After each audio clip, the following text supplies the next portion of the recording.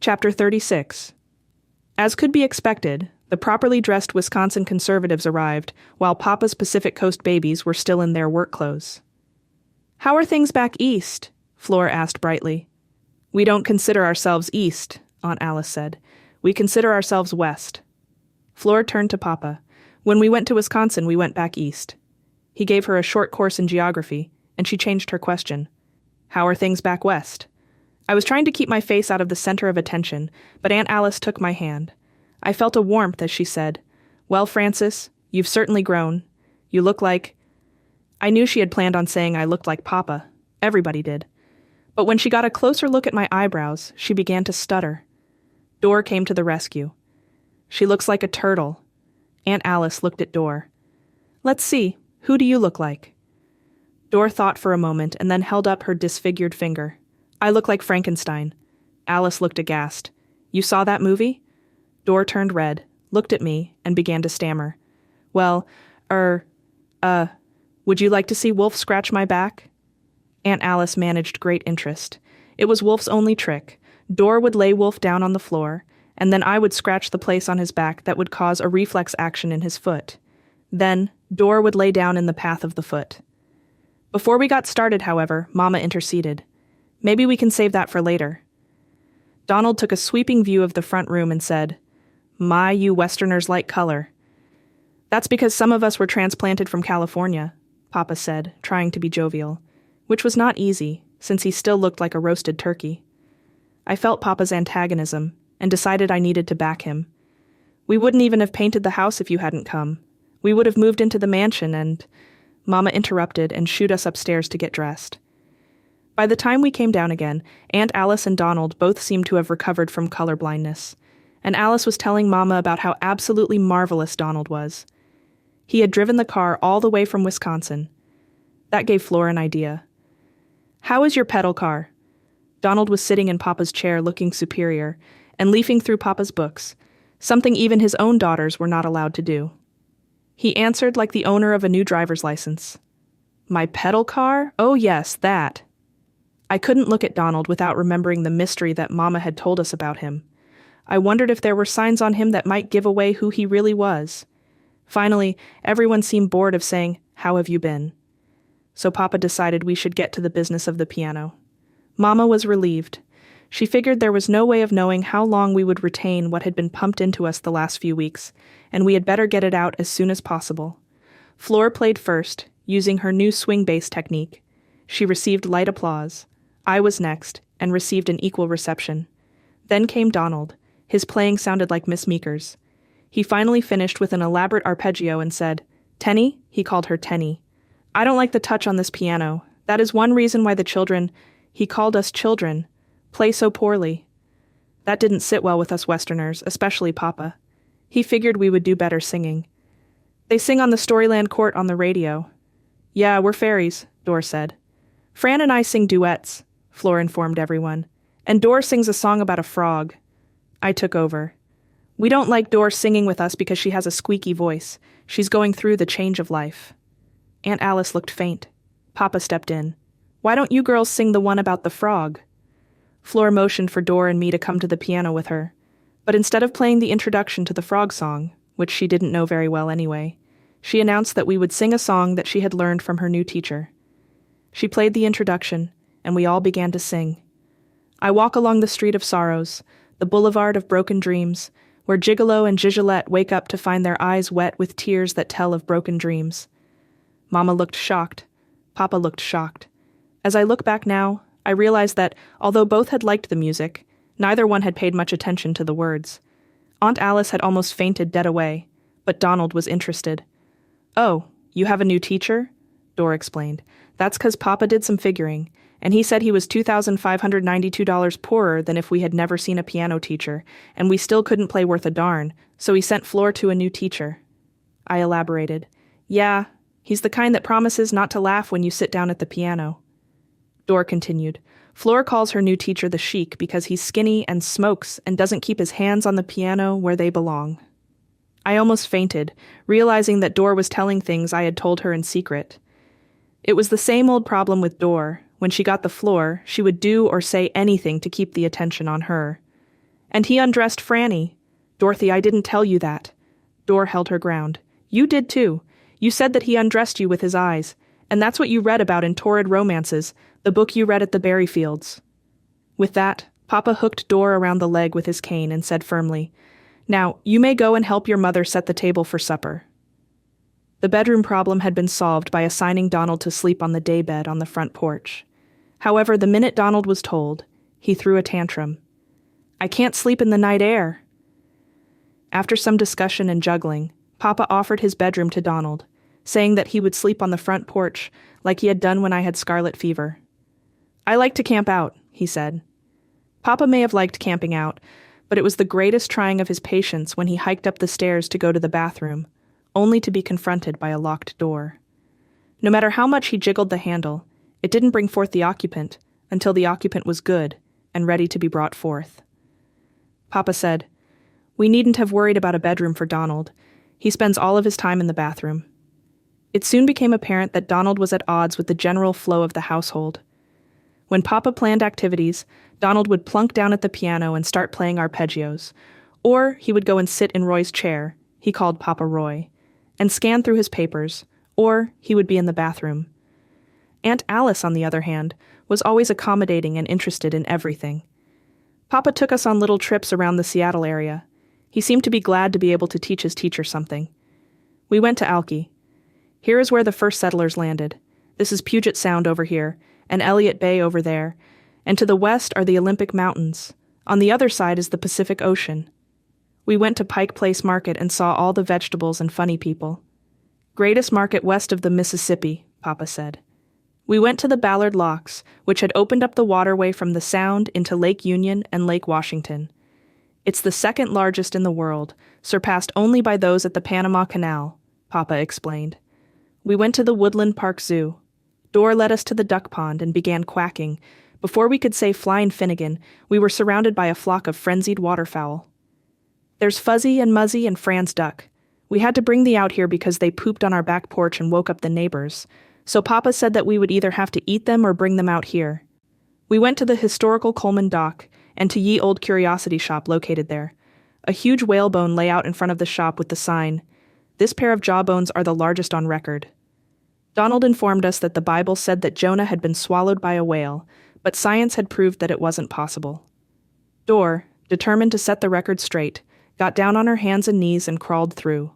Papa seemed delighted when he addressed Donald. Well, I guess that sets the record straight.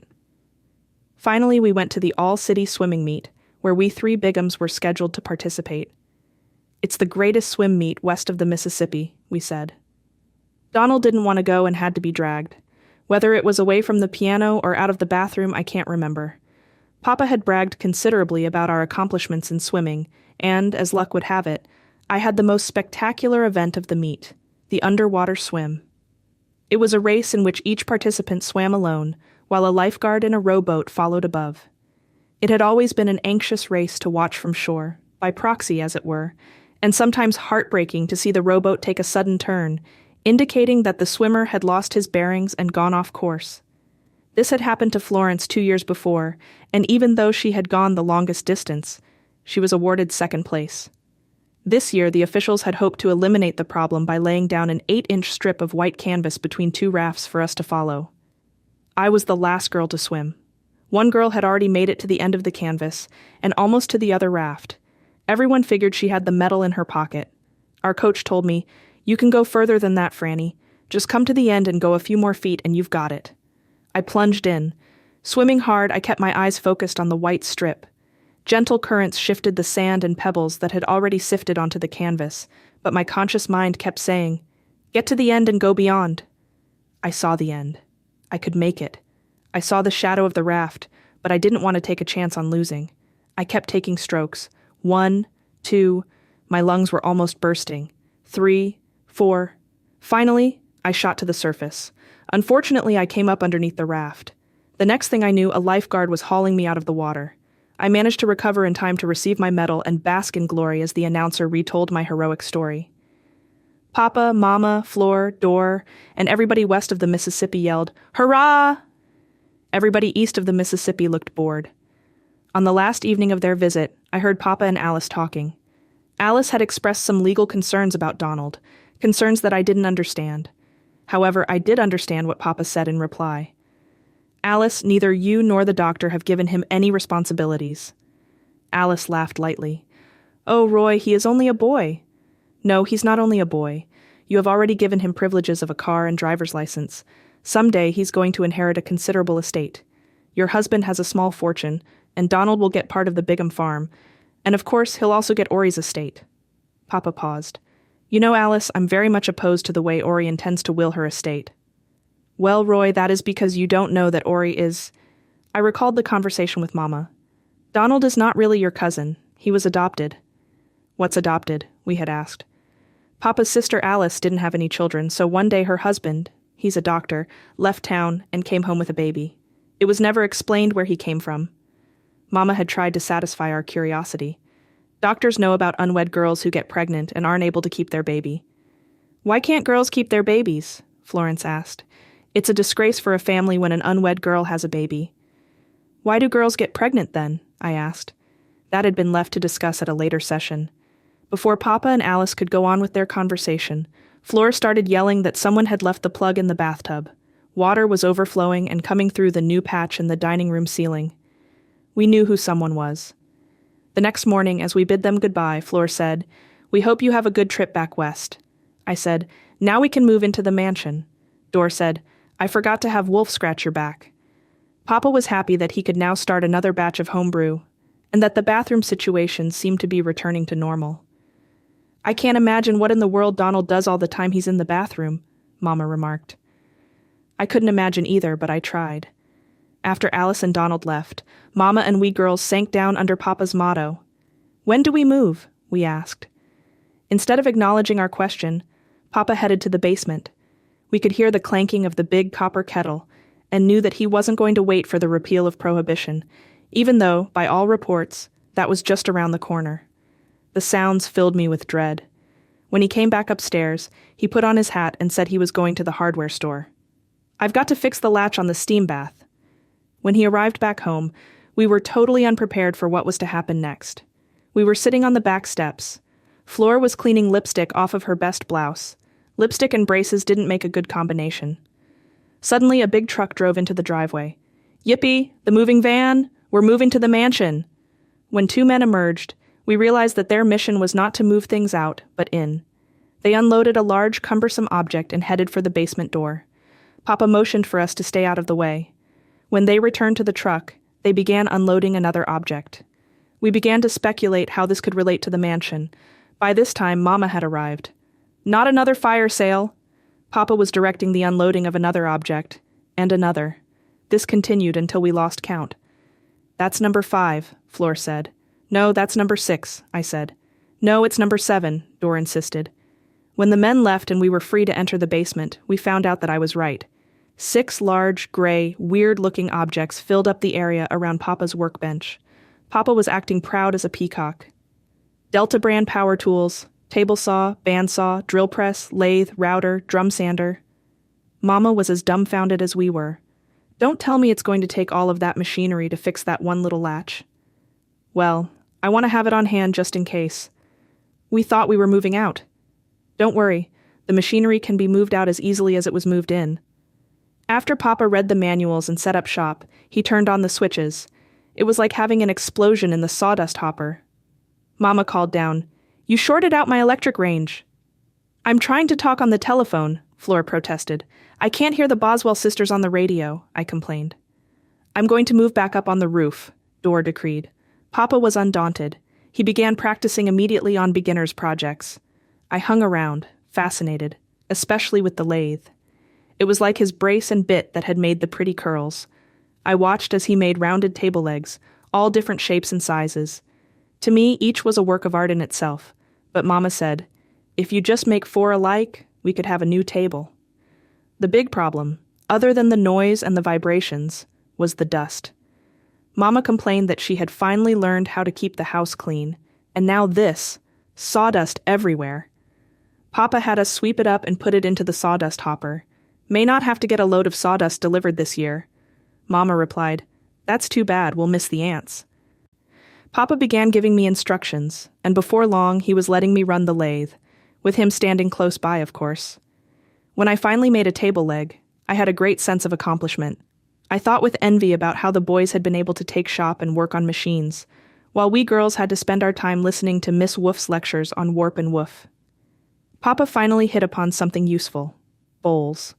He made a nut bowl that we kept jelly beans in. He made a jelly bean bowl that we kept old pens and pencils in. He made a fruit bowl in which we kept Christmas cards from the last decade.